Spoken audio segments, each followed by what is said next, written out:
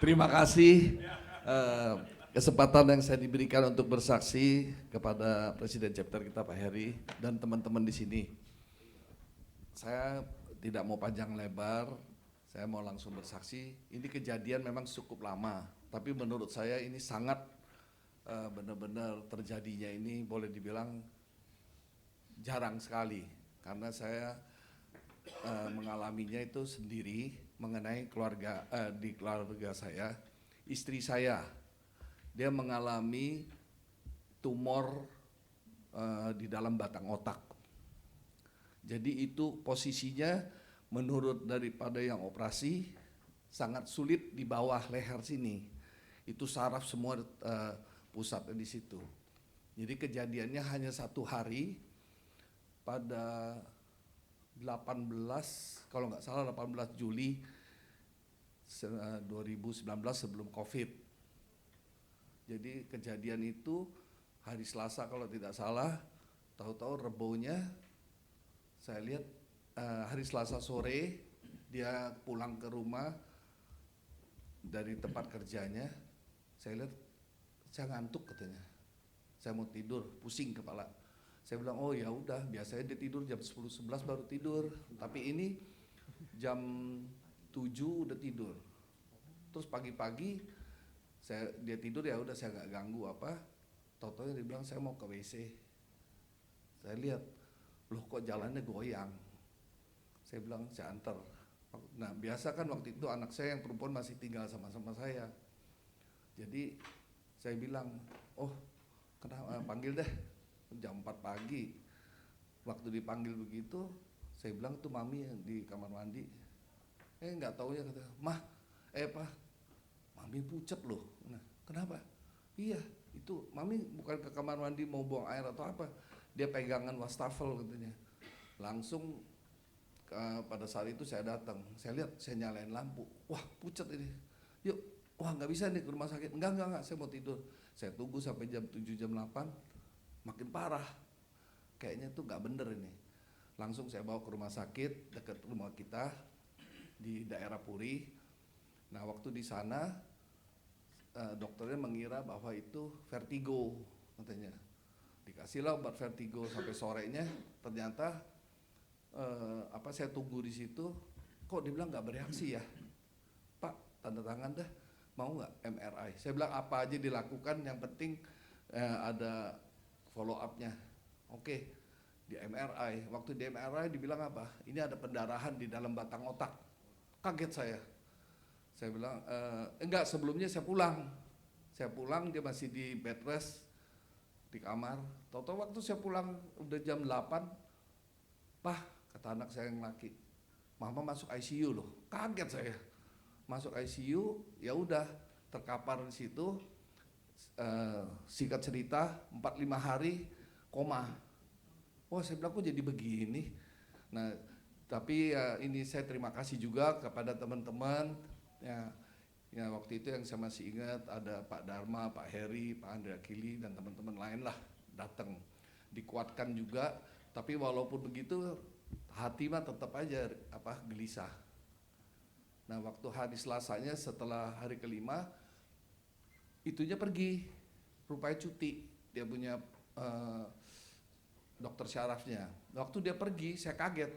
Saya tanya istri saya, ini udah kan Katolik, udah perminyakan, Romo udah datang semua, ya istilahnya udah game lah kalau di ngomongin itu. Cuma mainin obat terus, selang semua udah banyak. Anak saya yang perempuan bilang, Pak, Mami kok jadi begini? Saya bilang serahin aja. Tapi satu yang saya ingat, kenapa? Ingat Hezkia, saya bilang 15 tahun, Tuhan kalau mau kasih lebih bilang, tapi kehendak Tuhan yang jadi. Saya di pinggiran ICU, waktu saya doa cuman pendek gitu, totalnya dapat kabar hari Selasa itu, Selasa paginya, dari ipar saya, abang ipar saya, kontak sama yang punya Siloam. Saya juga nggak tahu, dia WhatsApp, totalnya dibilang, Tommy siapkan data-datanya, kita udah dapat channel di Profesor Eka di Karawaci. Saya tapi nggak yakin, namanya orang nggak ngerti ya, saya diam aja. Sampai dia datang jam 10, udah ambil belum datanya? Belum.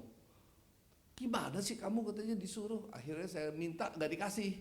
Buat kemana katanya? Enggak, mau dicek. Saya bilang second opinion. Akhirnya saya bilang mana dokternya, namanya dokternya saya nggak sebut lah, sedang cuti. Saya bilang yang bener aja, saya kalau nggak dikasih tahu, ini siapa yang nanganin? Ya kan ada dokter jaga kita orang, nggak bisa begini. Saya bilang tolong datanya. Oh nggak bisa, nanti kalau hilang bapak tanggung jawab. Iya, saya bilang. Akhirnya kita pergi, dikasih jam 12 dapat termin sama Profesor Eka. Waktu di sana saya lihat tempatnya, waduh penuh sekali, pasien. Teman-teman juga bilang, mana mungkin lo, katanya. Udah, saya bilang udah diatur. Waktu suruh daftar dulu, saya was-was itu.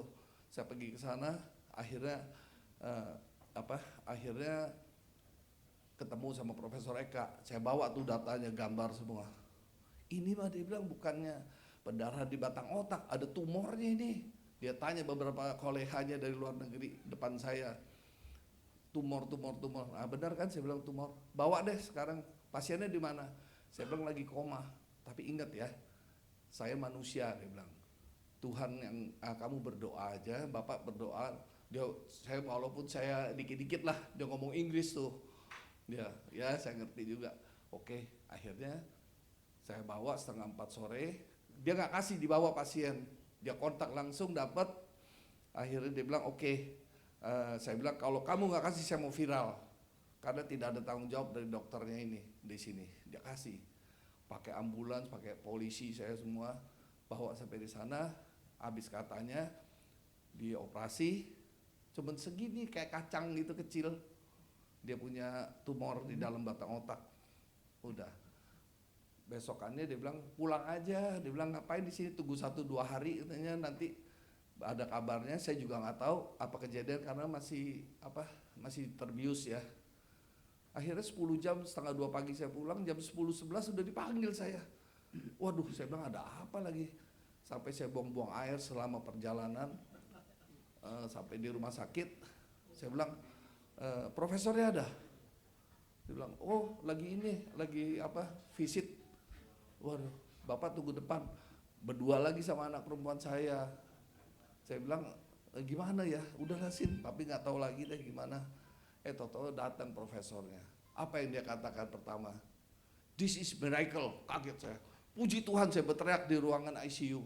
Terus saya baru saya kasih lihat ada fotonya mungkin yang saya dengan profesornya. Nah ini hari pertama nih setelah operasi. Wah seneng banget, saya bilang puji Tuhan. Terus udah yuk kita bawa ke kamarnya. Nah ini profesornya waktu beberapa hari setelah operasi. Nah sebelumnya, nah ini yang yang punya Siloam datang ngunjungin kita juga. Nah yang aneh ini operasi dia punya batang otaknya itu yang diambil apanya saya nggak ngerti lah. Jadi itu saya bilang mujizat. Nah beberapa hari dia udah bisa main laptop. Nah itu, dan tapi tidak bisa bicara, tidak bisa nelen. Nah jadi waktu dibilang begitu saya pikir waduh kenapa, tapi profesor bilang terapi aja kita coba. Waktu di terapi dalam waktu 1 minggu 2 kali itu ada dipegang sininya, terus sama nelen nggak bisa, pakai sonde. Nah di situ kata terapi bilang kalau saya lihat bergerak begini bisa. Nah jadi dibilang profesornya bilang gini, ini ribuan saya sudah tanganin, tapi ini boleh dibilang termasuk baik. Nah singkat cerita, itulah juga saya merasakan dukungan dari teman-teman. Saya waktu di Puri, dari teman-teman Tomang Full Gospel datang, terus di Karawaci juga datang, dan saya 3 minggu, satu yang saya dapat dari istri saya bicara kepada anak saya yang perempuan, dia bilang, Sin, mami appreciate sama papi. Kenapa? Biasanya papi tuh kabur mulu kalau pergi. Airlift, landlift, saya mau pergi minggu depan. Kemana? Waktu itu saya masih zamannya sama Johnny Mailangan, sama orang-orang yang itulah paling senang saya jalan-jalan. Dia bilang ini kali dia nggak pulang, 3 minggu cuman ambilin baju dalam, baju, kaos, apa semua. Jadi saya nungguin, saya nggak tahu tuh. Tapi ini yang saya dapat. Anak saya bilang, Mami, dia bilang appreciate bener. Dia bilang Papi nggak pikirin kerjaan, pikirin diam di situ, mandi di situ, makan di situ. Nah itulah yang saya dapatkan sehingga nah ini bulan lalu, ini istri saya paling kiri ini. Nah kita dengan anak cucu semua sama mantu, kita makan sama-sama. Jadi 95% dia normal, dan itu saya perubahan ada. Kenapa? Saya mengambil waktu karena nomor satu pertama memang kita mesti memuji Tuhan, dekat sama Tuhan apa. Tapi kedua, saya tidak lagi mentingin diri saya sendiri, saya ambil putusan keluarga. Nah, waktu saya ambil keluarga itu memang mungkin saya sekarang juga berubah sedikit. Saya lihat makin enak, dia makin enak, mulai lagi adat lamanya keluar lagi. Tapi saya pergi dengan teman-teman yang daerahnya nggak jauh-jauh. Jadi di situ kedua memang keluarga, dan ketiga pekerjaan. Saya bukannya tidak mau melayani, tapi melayani apa aja mau. Tapi saya lebih care sekarang juga keluarga. Tapi kelihatannya saya juga udah didiemin aja nih sekarang. Kalau saya mau pergi, saya coba bilang saya mau pergi sebentar, kemana, ke mall sini. Tapi sampai satu yang saya dapat lagi yang lucunya apa? Temennya datang, enak ya Bu, Pak Tommy di rumah terus. Bukan, dia udah nggak kerja kan katanya. Iya, saya memang udah nggak aktif lagi. Dia bilang apa? Dia bilang dia kerja apa? Pagi jalan pagi, habis itu ngopi dia pulang mandi. Ntar jam 12, setengah 12 temennya tin makan siang. Habis makan siang ngopi lagi jam 3 pulang. Ntar sore udah ada, Tom jalan pagi jalan sore enggak kita cari makan yuk. Nah itu sering jadi. Tapi inilah yang saya bilang, sukacita saya ada, kekuatan ada. Jadi saudara-saudara, kasihilah istrimu, jangan sampai kalau udah kejadian baru kita bilang saya lemes loh waktu itu. Saya lemes waktu kejadian itu, saya bilang oh begini, salah saya apa ya Tuhan. Tapi disinilah kelihatannya. Makanya kita harus saling perhatiin, saling mendoakan, saling mendukung, sehingga satu-satunya yang kalau orang dekat kita kalau kejadian apa-apa itu pasti berasanya apa, kok jadi begini, tadinya biasanya deket. Nah kayak jangan suka meremehin ya, itu aja yang saya bilang. Ibu-ibu senang dong kesaksian saya. Ya jadi saya nggak mau panjang lebar, istri saya sampai sekarang ini dan lagi dia lebih dekat kepada Tuhan. Itu beda. Dulu waktu dia kerja dia masih biasa-biasa, tapi sekarang ini pagi, siang, sore, malam itu ikut Zoom. Terus satu ada teman baiknya, tetangga, dia bawa kalau saya ke gereja, Pak Tommy, dia bilang jangan khawatir, ini kayak mama saya, dia bilang. Jadi kalau mau pergi ke gereja, kalau saya nggak ada di Indonesia atau saya pergi, Pak Tommy bisa ajak. Tapi kalau ada saya care sama ibu. Sampai hari ini dibawa jalan. Dan saya sukanya itu dia tidak ada pantangan. Waktu habis 1,5 bulan setelah sondanya dicabut, bicaranya sudah. Cuma bicaranya kadang-kadang bentak-bentak. Karena motoriknya itu kata profesor memang keganggu. Jadi kalau udah makan bilang, udah, kaget tuh saya.